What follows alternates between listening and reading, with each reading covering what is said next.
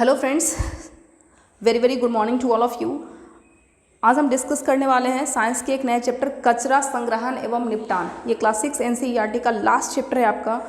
तो यहाँ पे हम अगर एक फ्रेमवर्क बनाएं इस चैप्टर का, तो फ्रेंड यहाँ पे हम लोग देखने वाले हैं सबसे पहला गार्बेज के बारे में, है ना। गार्बेज क्या होता है, इसके अलावा यहाँ पे जानेंगे बायोडिग्रेडेबल सब्सटेंस और नॉन बायोडिग्रेडेबल सब्सटेंस। इसके अलावा यहाँ पे हम लोग लैंडफिल्स के बारे में पढ़ेंगे, भराव क्षेत्र क्या होता है ना। उसके अलावा जो है वर्मी कंपोस्टिंग, है ना, वर्मी कंपोस्टिंग हम लोग यहाँ पे देखेंगे। तो चलिए फ्रेंड्स, इस वीडियो को शुरू करते हैं। तो यहाँ पे फ्रेंड्स गार्बेज क्या होता है ना, कचरा जिसको बोलते हैं। तो गार्बेज क्या होता है, किसको बोलते हैं हम लोग गार्बेज। तो जो भी आपका वेस्ट मटेरियल्स है, जो भी यूजलेस मटेरियल्स होता है, जो कि उत्पन्न होता है हमारे घरों से, जो भी दुकान है ना, ऑफिस है, इसके अलावा स्कूल्स हैं, ये सभी चीज़ से जो उत्पन्न जो यूजलेस मटेरियल्स है ना, उसको हम लोग बोलते हैं गार्बेज। अब फ्रेंड्स यहाँ पे इस गार्बेज में कौन कौन से पदार्थ जो है आपका किस किस मटेरियल से मिलकर के आपका गार्बेज फॉर्म होता है। तो आप समझ सकते हैं यहाँ पे ये कूड़ा कचरा जो भी आपका जो है, या तो आपके किचन वेस्ट होते हैं, है ना, किचन से बाहर निकलता है, या फिर इसी तरीके से घर से, है ना, जो आपका डोमेस्टिक वेस्ट होता है। इसके अलावा इंडस्ट्रियल, इसके अलावा एग्रीकल्चरल वेस्ट, है ना, एनिमल वेस्ट होते हैं, ये सभी वेस्ट होते हैं हर तरह के, है ना। जैसे फॉर एग्जांपल डोमेस्टिक वेस्ट की अगर बात करें तो वहाँ पे आपका जो टूटे हुए खिलौने हैं, है ना, ओल्ड क्लॉथ है, इसके अलावा जो शूज़ हैं, स्लीपर्स हैं। किचन वेस्ट की अगर बात करें तो फल एवं सब्जियों के जो छिलके होते हैं, ये सारे किचन वेस्ट के अंतर्गत आता है। इसके अलावा जो चाय की जो पत्तियां होती है चाय बनाने के बाद, वो हमारा क्या होता है, किचन वेस्ट होता है। तो ये अलग अलग तरीके से जो है, इसके अलावा एग्रीकल्चरल वेस्ट है, आपका एनिमल वेस्ट है ना, बहुत सारे जो है वेस्ट होते हैं। तो हम जानते हैं यहाँ पे इन सारे वेस्ट का क्या होता है। तो घर से जो है जो कूड़ा कचरा है वो क्या करता है, सफाई कर्मचारी जो है कूड़ेदान से इस कूड़े को क्या करता है, ले जाता है। तो आपके मन में प्रश्न उठता होगा कि ये कूड़ा जाता कहाँ है, ठीक है ना। और संभवतः इस सारे कचरा कुछ ऐसे पदार्थ में बदल दिए जाते होंगे जिसमें कोई हानि ना हो, ठीक है। आपके दिमाग में ये सारे प्रश्न उठते होंगे। तो यहाँ पे हम लोग समझने का प्रयास करते हैं, है ना। इन सारे प्रश्नों के उत्तर आपको लास्ट में मिल जाएगा। तो सबसे पहला यहाँ पे एक इम्पॉर्टेंट पॉइंट कहा गया है, सीटेट के एग्जाम से आपका जो है इम्पॉर्टेंट है, एक कदम स्वच्छता की ओर, है ना। ये जो अभियान है ये कब शुरू हुआ और किसके द्वारा। तो भारत के प्रधानमंत्री ने 2 अक्टूबर 2014 को जो है स्वच्छ भारत अभियान का शुभारंभ किया था। और इसका आपको लक्ष्य याद रखना है कि इसका लक्ष्य क्या रखा गया था। तो इसका लक्ष्य क्या रखा गया था, 2 अक्टूबर 2019 तक खुले में शौच से मुक्त भारत का निर्माण करना। तो 2 पॉइंट आपको याद रखना है। 2 अक्टूबर 2014 का शुभारंभ हुआ था आपका एक कदम स्वच्छता की ओर जो अभियान है, या स्वच्छ भारत अभियान इसको बोल सकते हैं ना। स्वच्छ भारत अभियान का शुभारंभ 2 अक्टूबर 2014 को हुआ था। और लक्ष्य क्या था, 2 अक्टूबर, है ना। डेट आपका सेम है 2 अक्टूबर, बस 2014 एक तरफ 2019। तो 2019 तक खुले में शौच से मुक्त भारत का निर्माण करना। अब फ्रेंड्स इस कचरे को, है ना, अगर आप ये थोड़ा सा अगर आप इमेजिन करें कि जो भी हमारे सराउंडिंग्स में जो भी कचरे होते हैं, है ना, वो अगर हम क्या करें, उसको जो है छोड़ दें एज इट इज़, तो क्या होगा, है ना। वो हमारे सराउंडिंग्स में क्या हो जाएगा, इधर उधर जो है बहुत सारे वेस्ट जो है मटेरियल्स हो जाएंगे। और इस तरीके से हमेशा इधर उधर जो है हमेशा गंदा दिखेगा, है ना। एवरी प्लेस, है ना, हमेशा गंदा हो जाएगा। तो वहाँ पे जो है बहुत सारे जो है मॉस्किटोज, फ्लाइज, है ना, उसको क्या करेंगे, उस पर ब्रीड करना स्टार्ट कर देंगे, है ना। जो चूहे होंगे, डॉग्स होंगे, है ना, इधर उधर उसको क्या करेंगे, जो भी वेस्ट मटेरियल्स है उसको इधर उधर फेंकने लगेंगे।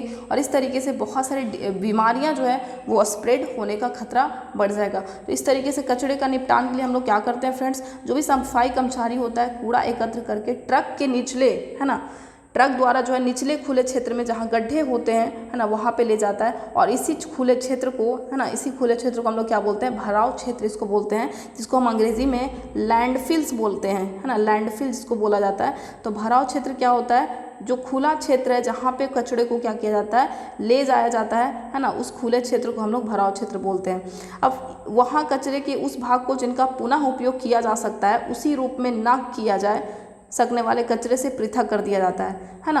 तो वहाँ पे बहुत सारे तरह का कचरे ले जाया जाता है, जो कि उसमें से कुछ यूज़फुल मटेरियल्स होते हैं और कुछ नॉन यूज़फुल मटेरियल्स होते हैं। तो यूज़फुल मटेरियल्स जैसे कि आपके, है ना, ब्रोकन ग्लास, है ना, जो टूटी हुई ग्लास होता है। इसके अलावा जो भी पेपर्स, क्लॉथ्स, है ना, प्लास्टिक्स, कुछ सर्टेन प्लास्टिक्स होता है जिसका उपयोग हम लोग कर सकते हैं। तो यूज़फुल मटेरियल्स को वहाँ से अलग कर दिया जाता है, पृथक कर दिया जाता है। और जो ना यूज़फुल होने वाले प्रोडक्ट्स हैं, है ना, जैसे कि आपका किचन वेस्ट हो गया, है ना, एनिमल्स का डक जो भी आपका है ना, एनिमल वेस्ट हो गया, तो इन सभी चीज़ों का आप तुरंत यूज़ नहीं कर सकते। तो उन सारे वेस्ट को क्या किया कर दिया जाता है, इस गड्ढे में जो है भर दिया जाता है और इसके ऊपर जो है ना, इसके ऊपर जो है मिट्टी जो है फैला करके, है ना, मिट्टी की परत जो है उसको उससे ढक दिया जाता है। और इस तरीके से भराव क्षेत्र पूरी तरह से जब भर जाता है तब प्रायः इस पर पार्क या फिर खेल का मैदान बना दिए जाते हैं, है ना।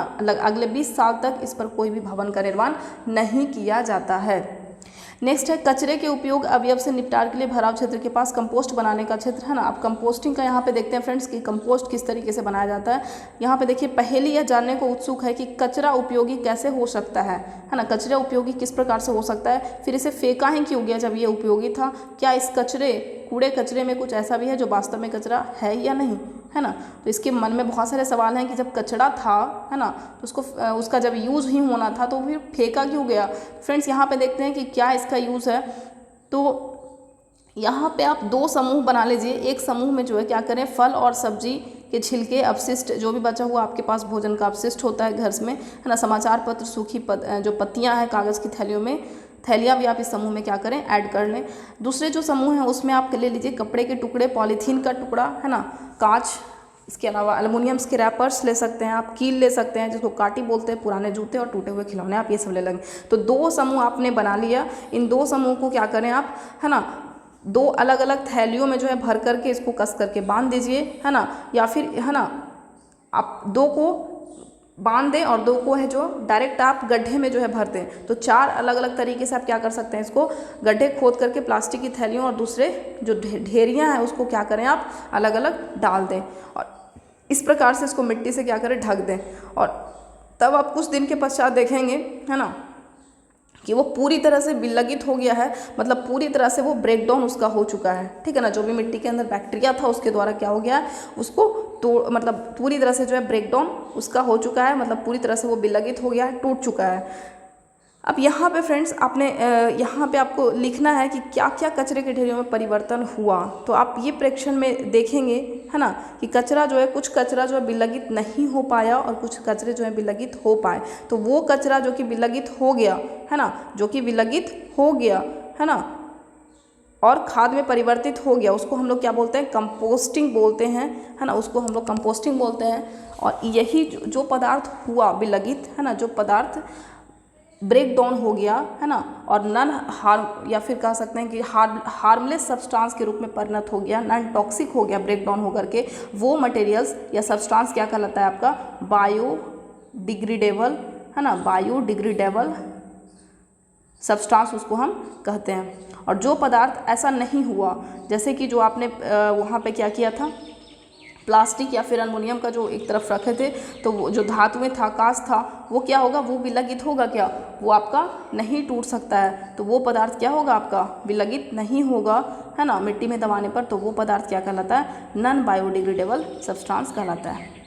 ठीक, तो बायोडिग्रेडेबल में क्या हो गया आपका, एग्रीकल्चरल वेस्ट जो भी था, पेपर, है ना, ये सभी जो है आपका बायोडिग्रेडेबल वेस्ट था। और नॉन बायोडिग्रेडेबल वेस्ट क्या था आपका, जो भी प्लास्टिक था, है ना, इसके अलावा ग्लास है ना, पेंट है, ये सब जो है नॉन बायोडिग्रेडेबल वेस्ट है। ठीक, तो यहाँ पे देखिए कचरे के निपटान परियोजना की अवधि में पहेली और बूझो द्वारा नोट किए गए कुछ प्रेक्षण एवं विचार इस प्रकार हैं। बूझो ने अपनी नोटबुक में लिखा, पत्तियों को न जलाएं, आप इनके धुएं को सहन नहीं कर पाएंगे। तो फ्रेंड्स, पत्तियों को जब आप जलाते हैं तो बहुत सारे हार्मफुल जो है गैसेज आपको प्रोड्यूस होता है, इसलिए आप इसको नहीं जलाना चाहिए। पहेली ने अपनी नोटबुक में लिखा कि सरकार ने पत्तियों को जलाना चोरी क्यों नहीं माना। तो यहाँ पे चोरी की जगह पे यहाँ पे आप, है ना, इसको कानूनी अपराध यहाँ पे कह सकते थे, है ना, कि ये आपका गैर कानूनी अपराध है, या कह सकते हैं कि इसको अपराध है। ठीक है ना, तो ये आपने समझा। अब समझते हैं यहाँ पे कंपोस्टिंग। तो आपने कंपोस्टिंग थोड़ा सा समझा, है ना। तो यहाँ पे बर्मी कंपोस्टिंग है। तो कंपोस्टिंग में क्या हो रहा था, बैक्टीरिया के द्वारा जो है ब्रेक डाउन हो रहा था जो भी बायोडिग्रेडेबल सब्सटेंस था उसका, और यहाँ पे आपका क्या है, बर्मी कंपोस्टिंग है। तो फ्रेंड्स, जब बर्मी की सहायता से, यानी लाल केचुए, है ना, यहाँ पे जो है केचुए का प्रयोग होता है, और वो भी रेड वॉर्म जो आपका लाल केचुआ है उसकी सहायता से जब कंपोस्ट बनाया जाता है, तो इस विधि को हम लोग बोलते हैं बर्मी कंपोस्टिंग, या इसी को बोला जाता है कृमि कंपोस्टिंग। ठीक है। तो वर्मी कंपोस्टिंग द्वारा हम अपने विद्यालय में खाद बनाने का प्रयास कर सकते हैं। तो इसके लिए क्या करेंगे फ्रेंड्स, देखिए आप समझिए यहाँ पे सबसे पहले आप क्या करेंगे, गड्ढा खोद लेंगे, है ना। गड्ढा नहीं खोद सकते तो आप लकड़ी के बॉक्स में भी इसको कर सकते हैं। गड्ढे खोद करके, है ना, ऐसे स्थान पर उस गड्ढे को खोदिए जहाँ पे बहुत ज़्यादा गर्म ना हो और ना बहुत ज़्यादा ठंड हो, मतलब टेम्परेचर जो है बीच में होना चाहिए, लगभग 13 to 25 डिग्री सेल्सियस, ठीक है। तो ऐसे स्थान पे क्या करें, आप क्या करें, गड्ढा खोद लें या फिर ऐसे स्थान पे लकड़ी के बॉक्स को ले जाएं। उसके बाद आपको क्या करना है, उस गड्ढे की तली में या फिर लकड़ी के बॉक्स में, है ना, आपको एक चीज़ लेकर के चलते हैं, यहाँ पे गड्ढे मान के चलते हैं, ठीक है ना। तो उस गड्ढे में क्या करना है आपको, एक जाल, है ना, जाल नहीं है तो क्या करें आप, उसके तली में जो है रेत 1 से 2 सेंटीमीटर मोटी परत बिछा लें। तो फ्रेंड्स सबसे पहले आप कोई एक चीज़ हम यहाँ पे लेकर के चलते हैं, आपको क्या करना है, पहले गड्ढा खोद लेना है, गड्ढे में क्या करना है, 1 से 2 मीटर मोटी जो है सेंटीमीटर मोटी परत लगा देना है, किसका, रेत का, ठीक है। अब क्या करेंगे फ्रेंड्स, यहाँ पर रेत के ऊपर जो है सब्जी और फिर फल के जो अपशिष्ट होगा, है ना, उसको हम लोग वहाँ पे ले लेंगे। तो इन जो भी आप ले रहे हैं अपशिष्ट, है ना, जो भी आप वेस्ट प्रोडक्ट ले रहे हैं उसमें क्या क्या होना चाहिए, सब्जियाँ, फल, है ना, इसके छिलके हो सकते हैं, सूखी जो डंडियाँ, है ना, पौधे की जो सूखी हुई डंडियाँ हैं आप उसको ले सकते हैं, भूसा ले सकते हैं, है ना। इसके अलावा और भी बहुत सारी चीज़ ले सकते हैं। क्या क्या नहीं ले सकते हैं फ्रेंड्स, तो चमकीले कागज़ या फिर प्लास्टिक वाले कागज़ होता है ना, आप उसको नहीं लेंगे यहाँ पे, है ना। आप कागज़ ले सकते हैं बट ये सारे चमकीले कागज़ नहीं ले सकते। इसके बाद आप उसके ऊपर थोड़ा सा क्या कर दें, जल छिड़क दें, है ना, पानी वहाँ पे छिड़क दें ताकि वहाँ पे नमी बना रह सके, और जल इतना भी नहीं होना चाहिए कि बह जाए, ठीक है ना, बस नमी बना रहे, इसलिए आप वहाँ पे पानी को क्या करें, छीट दें। अपशिष्ट की परत को दबाइए नहीं, इसे पोला ही रहने दीजिए, वहाँ पे आप जो फूला फूला टाइप का है उसको वैसे ही रहने दें ताकि वहाँ पे पर्याप्त मात्रा में वायु और नमी जो है वो बना रहे। अब फ्रेंड्स इस गड्ढे में आपको क्या करना है, फिर लाल केचुओं को वहाँ पे आपको डाल देना है, और इस तरीके से जो है इस गड्ढे में इस भोजन को लगभग 2 से 3 सेंटीमीटर गहराई में दबा कर रखना है, ठीक है ना। आपके लाल केचुए को क्या चाहिए, भोजन चाहिए, और आप जो है इन्हें फल सब्जियों के अपशिष्ट, कॉफ़ी, चाय, ये सब क्या कर सकते हैं, आप खरपतवार दे सकते हैं। इस गड्ढे में इस भोजन को लगभग 2 से 3 सेंटीमीटर गहराई में दबा कर रखना अच्छा हो सकता है।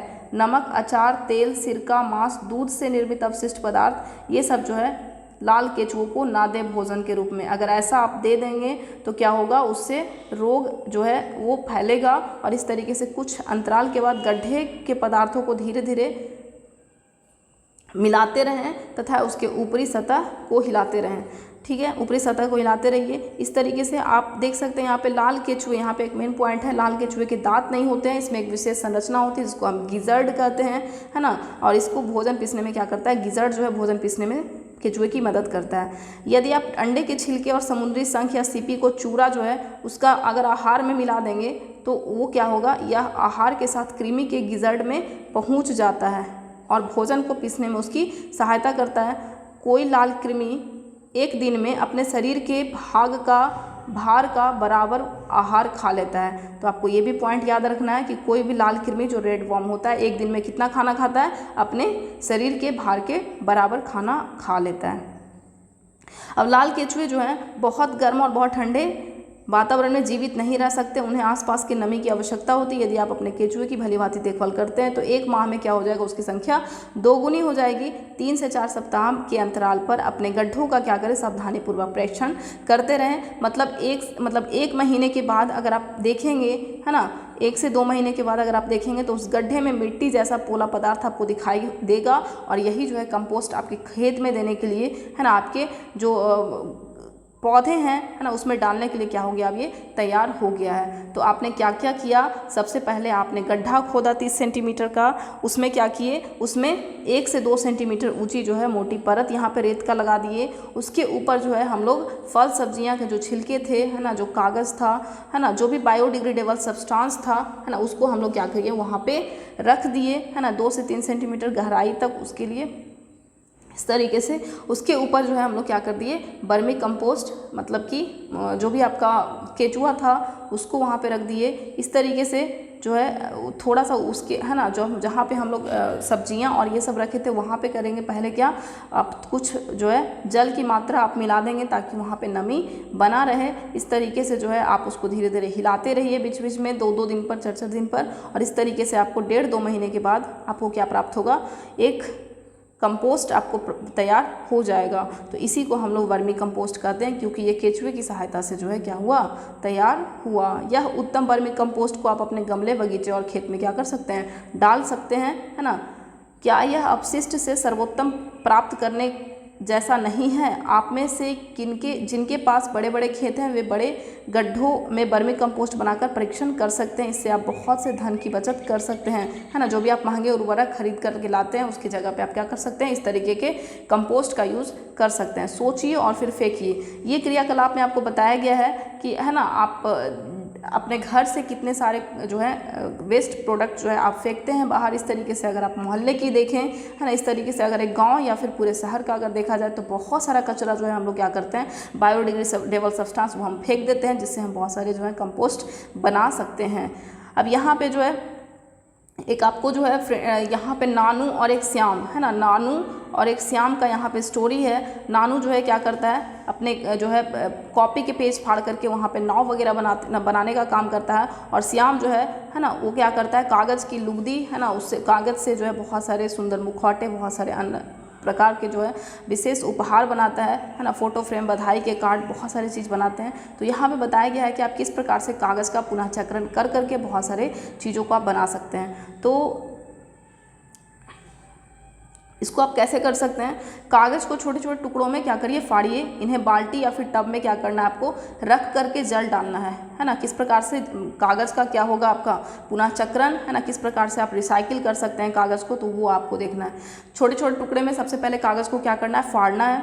इसके बाद टब में रख करके जल डालिए। कागज़ के टुकड़ों को जल में 1 दिन के लिए क्या करने, डूबा रहने दीजिए, है ना। कागज़ को क्या करना है, आपको 1 दिन तक के जल में उसे भींगा रहने दीजिए, डूबा रहने दीजिए। अब इस भीगे कागज़ को काट कर गाढ़ी लुगदी बना लीजिए, ठीक है।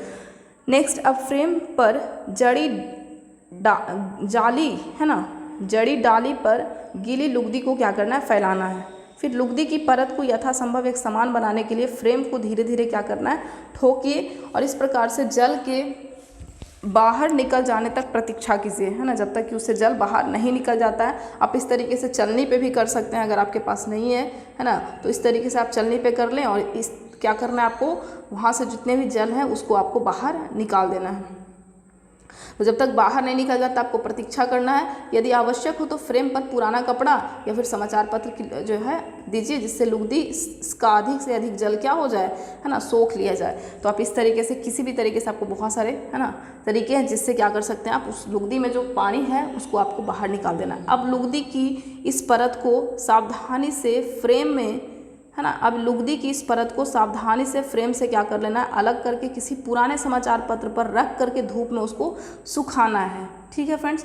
फिर समाचार पत्र के किनारों पर कुछ भारी वस्तु जो है रखिए, जिससे वे मुड़ ना सके, ठीक है ना। अब समाचार पत्र पर रख करके उसको सुखाइए, और समाचार पत्र के किनारों को क्या करना है, आपको कुछ भारी वस्तु रख देना। आप कुछ भी सुखाते हैं, है ना, पेपर पे रख करके, तो चारों पेपर को क्या करते हैं, चारों कोने पे कुछ ना कुछ भारी चीज़ रख देते हैं ताकि वो मुड़ ना सके, है ना। रंगीन कागज़ बनाने के लिए लुगदी को फैलाने से पूर्व ही उसमें क्या करना है, खाने वाला जो रंग आता है ना, वो आपको मिला देना है। इसके अतिरिक्त फ्रेम पर लुगदी फैलाने से पहले आप इसमें सूखी पत्तियाँ, फूलों की पंखुड़ियाँ, है ना, रंगीन कागज़ के टुकड़े भी मिला सकते हैं। ऐसा करके आप सुंदर पैटर्न वाले पुनः चक्रण का आकर्षक कागज़ प्राप्त कर सकते हैं। तो आप बहुत आकर्षक कागज़ जो है यहाँ से आप प्राप्त कर सकते हैं। इस प्रकार जो है आप कागज़ का पुनः चक्रण कर सकते हैं। तो आपने देखा किस प्रकार से पुनः चक्रण होता है ना।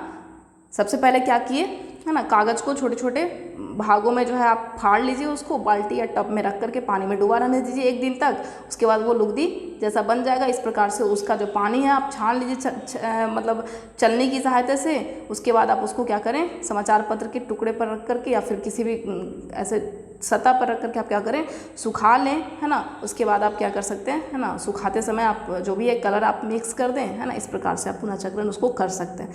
अब यहाँ पे फ्रेंड्स आपको पढ़ना है प्लास्टिक के बारे में कि मतलब प्लास्टिक जो है आपका वरदान है या फिर अभिशाप है ना, ये आपका बोन है या फिर कर्स है, तो ये समझिए आपका।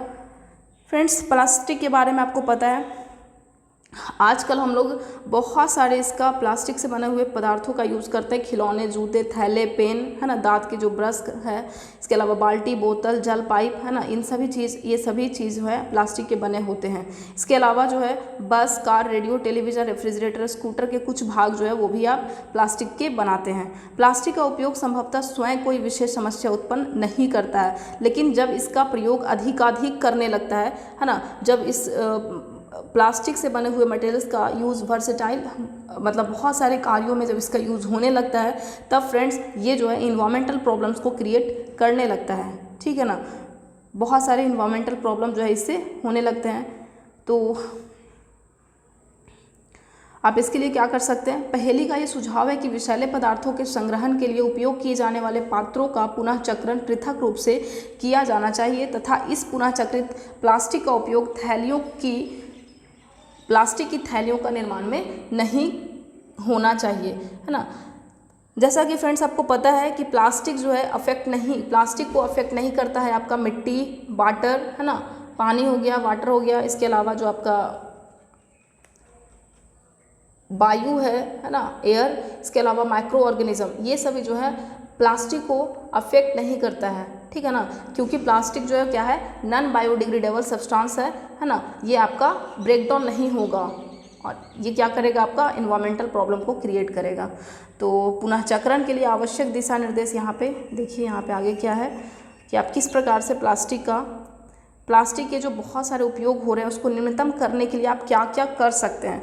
तो इसके कचरे के निपटान के लिए हम लोग क्या कर सकते हैं, पहला, हम प्लास्टिक की थैलियों का कम से कम उपयोग करें, जहाँ तक संभव हो सके, है ना, किन्हीं दुष्प्रभावों से हम इन थैलियों का उपयोग करें, ठीक है। तो प्लास्टिक का थैलियों का उपयोग हमें कम से कम करना है। इसके अलावा दुकानदार से कागज़ के थैले उपयोग करने का आग्रह करें, है ना। खरीदारी के लिए बाजार जाते समय घर से जो है कपड़े अथवा जूट के जो थैली होता है उसको आप ले करके जाएं। चौथा है आपका, तीसरा है, हम खाद्य पदार्थों के संग्रहण के लिए प्लास्टिक की थैलियों का उपयोग ना करें, है ना। ऐसे भी आपका ये क्या होता है, हार्मफुल होता है, प्लास्टिक की थैलियों में खाने वाली चीज़ को आप ना रखें। नेक्स्ट है, हम उपयोग के पश्चात प्लास्टिक की थैलियों के इधर उधर नहीं फेंकेंगे, है ना। इससे हम क्या कर सकते हैं, न्यूनतम, है ना, इसका जो उपयोग है वो हम कर सकते हैं। हम प्लास्टिक की थैलियों और अन्य प्लास्टिक की वस्तुओं को कभी भी ना जलाएं, है ना, प्लास्टिक की वस्तुओं को कभी जलाना नहीं चाहिए। हम कचरे को प्लास्टिक की थैलियों में ना भरें और ना बाहर फेंकें। इस तरह से हम बार्मी कंपोस्टिंग का उपयोग कर रसोई के अपशिष्ट का विवेकपूर्ण निपटान करें। नेक्स्ट है, हम कागज़ का क्या करें, पुनः चक्रित करें। इस तरह से हम कागज़ के दोनों ओर लिखें। रफ कार्य के लिए स्लेट का प्रयोग करें। अभ्यास पुस्तिका में बिना लिखे छूटे कागज़ों को रफ कार्य के लिए उपयोग करें। इसके अलावा हम अपने परिवार, मित्रों एवं अन्य व्यक्तियों को विभिन्न प्रकार के अपशिष्टों के निपटान के लिए उचित आचरणों का पालन करने के लिए प्रेरित करें। प्लास्टिक की ज़रूरत से ज़्यादा उपयोग को कम करने के तरीके के बारे में सोचिए और उस पर चर्चा कीजिए। तो इस प्रकार से हम लोग बहुत सारे चीज़ों को, है ना, अप्लाई कर करके जो निम्नतम उपयोग है ना, प्लास्टिक का जो बहुत ज़्यादा उपयोग हो रहा है उसको क्या कर सकते हैं, हम कम से कम उसका यूज़ कर सकते हैं। और इस प्रकार से जो भी प्रॉब्लम्स होता है ना, काउज्ड बाय प्लास्टिक, वो क्या होगा, कम हो जाएगा। तो ये हम लोगों ने देखा, है ना।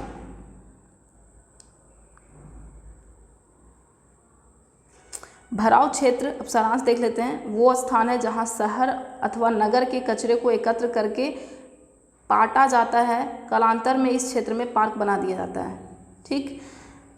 नेक्स्ट है, रसोई घर के अपशिष्ट सहित पौधों और जंतु अपशिष्ट को खाद में परिवर्तित करना क्या कहलाता है, कंपोस्टिंग कहलाता है। जो भी आपका किचन का वेस्ट होता है ना, उसमें पौधे और जंतुओं के अपशिष्ट को क्या करते हैं, खाद में परिवर्तित कर करके, है ना, यही हमारा क्या कहलाता है, कंपोस्टिंग कहलाता है। नेक्स्ट है आपका, रसोई घर के कचरे को कृमि या लाल केचुओं द्वारा, है ना, अगर लाल केचुए द्वारा अगर कंपोस्ट में परिवर्तित किया जा रहा है तो उसको क्या बोलते हैं, वर्मी कंपोस्ट बोलते हैं। कागज का पुनः चक्रण संभव है तथा पुनः चक्रण द्वारा बने कागज से उपयोगी चीज़ें बनाई जा सकती है। नेक्स्ट है, कंपोस्टिंग द्वारा प्लास्टिक को कम हानिकारक पदार्थों में परिवर्तित करना संभव नहीं है। मतलब कंपोस्टिंग के द्वारा प्लास्टिक को कम हानिकारक पदार्थों में परिवर्तित नहीं किया जा सकता है। इस प्रकार से हमें कम से कम अपशिष्ट उत्पन्न करने की आवश्यकता है। हमें अपने चारों ओर कचरे की बढ़ती मात्रा से निपटने के उपाय जो हैं खोजने चाहिए। तो ये था हमारा आज का चैप्टर। इसमें जो क्वेश्चंस है आपका वो कुछ खास नहीं है ना। जो भी आपका क्वेश्चंस है वो आपका क्रियाकलाप से रिलेटेड क्वेश्चन पूछा है, तो आप आसानी से जो है उसको बना लेंगे। तो फ्रेंड्स यहीं तक रहने देते हैं इस वीडियो को, है ना। बाकी हम मिलते हैं नेक्स्ट वीडियो में नए चैप्टर के साथ। आपका क्लास 7 का होगा अब से स्टार्ट, है ना। तो क्लास 7 का जो टॉपिक है आपका पहला टॉपिक, वहाँ से हम लोग शुरू करेंगे। तो चलिए friends, thanks for watching this video.